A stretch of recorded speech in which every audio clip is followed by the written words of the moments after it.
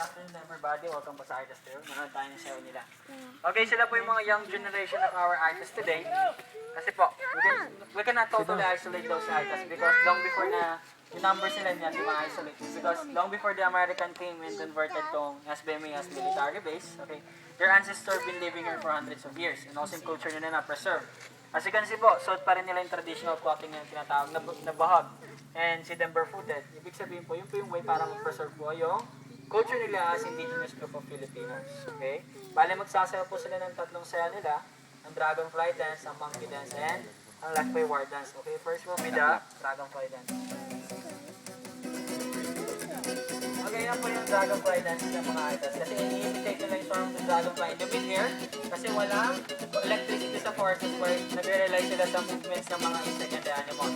At pang sayo na to, ito po yung weather forecasting to the tribe para malaman ng tribo na merong possible na pagbabago ng panahon. Ay, kaya mo sumayaw ng ganyan?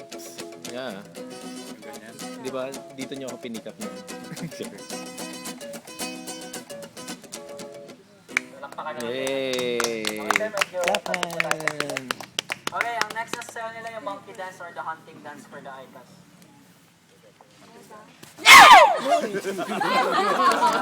Sinapag mo eh! Okay, kasi ang mga items they believe that na walang other animal besides Buti the hindi mo monkey sinap. is really good when it comes to hunting. Tsaka, Holy crap! playtime yan sa mga bata while the adults were hunting for food. Walang pa naman po natin. Okay, ang last verse nila will be the warriors sa sayo ng binabayani. Okay? Sige pa. Wala. Pasuki ka dyan.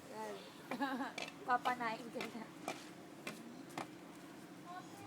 Okay, yan po yung warriors or sayo ng binabayani. Okay? Pag may misunderstanding ang dalawang tribo, okay, they're sending their finest young men to a battle, but before the war, magsasayaw sila ng ritual dance na to as guidance for the god known as the Apo na Malayar or the Black Nazarene. So have a victorious fight or maybe a peaceful solution.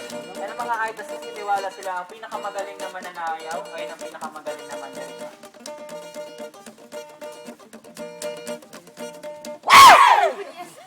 Okay, balakpakan naman po yun. And thank you sa panonood ng idols. Dance sila. Sige po, tayo na po tayo. Punta na tayo sa last part ng sa Kung mga gusto mag-pictures na dyan, okay lang po yan.